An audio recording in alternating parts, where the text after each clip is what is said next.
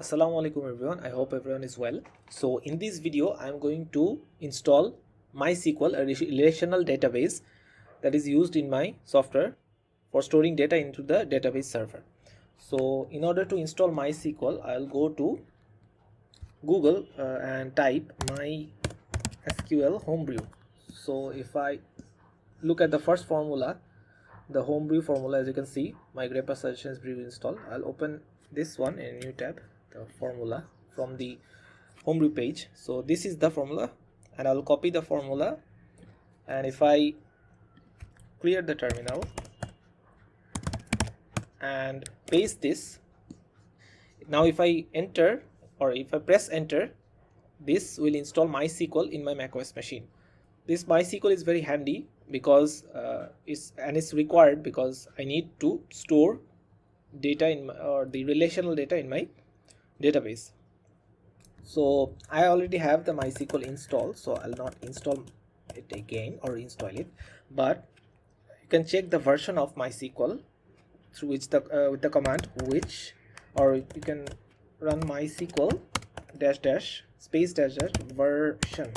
So this will give you the version. This is the current version in my machine is version 8.1.0 on ARM64. So you can also check the binary file, which is which MySQL, to be sure that MySQL is installed in your machine. As you can see, the path is /opt/homebrew/bin/MySQL.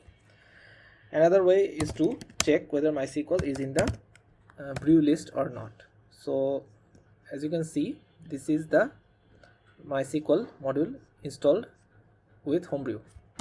So if I clear this one, so these are the ways you can check whether MySQL is installed or not. So once you have installed MySQL or the MySQL server, then you have the database server installed, but you need to have a graphical user interface to work with the database. So what is a graphical user interface? A graphical user interface is basically a user interface where you can use or interact with the database data.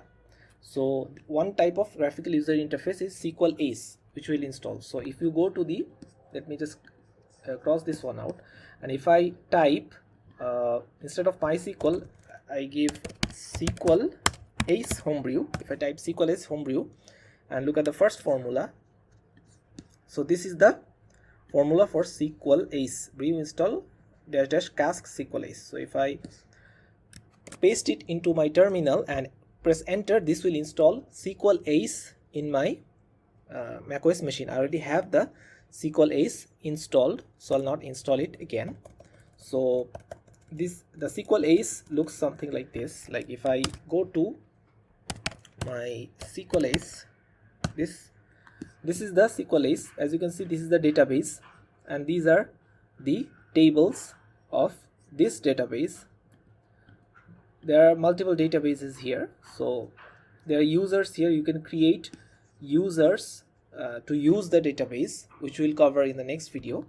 But for now, this is how the graphical user interface SQL Ace looks like for MySQL.